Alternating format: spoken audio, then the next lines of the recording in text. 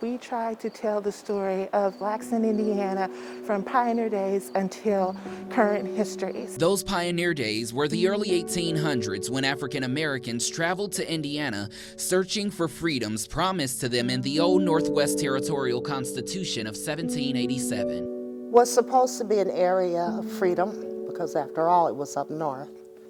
And there was supposed to be no slavery or indentured servitude in that area. Among them, Eunice Trotter's great-great-great-grandmother, Mary Bateman Clark. She came from Kentucky in 1814 with her master and was free at first, but later indentured into servitude. Make no mistake, it was no different than slavery. They were subjected to the same rules of slaves. They lived in communities of slaves. They were chastised and controlled as slaves. They were slaves. Clark wouldn't stand for it, so in 1816 she filed a lawsuit in a Knox County Circuit Court to be freed once again. She was denied, forced to return to her duties. Then the case was immediately appealed to the Indiana Supreme Court, and that's where she won the judgment. 200 years later, Trotter is sharing her ancestor story in her book, Black in Indiana. She writes that ruling in 1821 set a precedent for the freedoms of others fleeing north by way of the Underground Railroad. Please help me.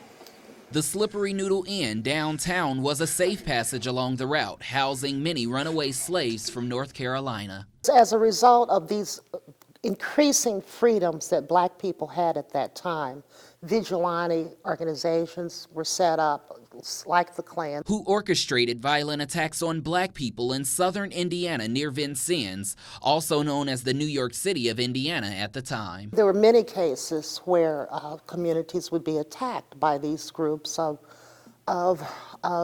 gangsters, mobsters who decided that they did not want their presence there. Settlements became a safe haven for African Americans starting in 1814, like the Lick Creek settlement in Orange County, featured at the Indiana State Museum.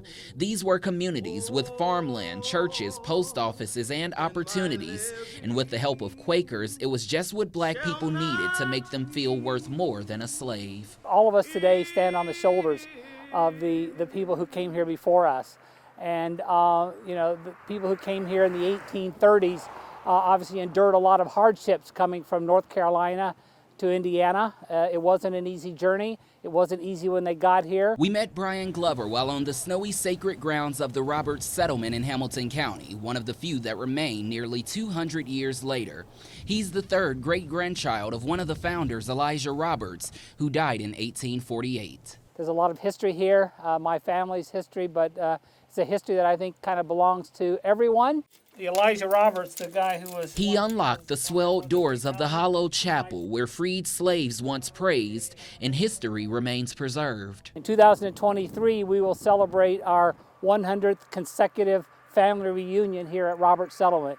So that means a lot. Places like this made a way for African Americans who sought opportunities beyond freedom, like education, employment, and wealth.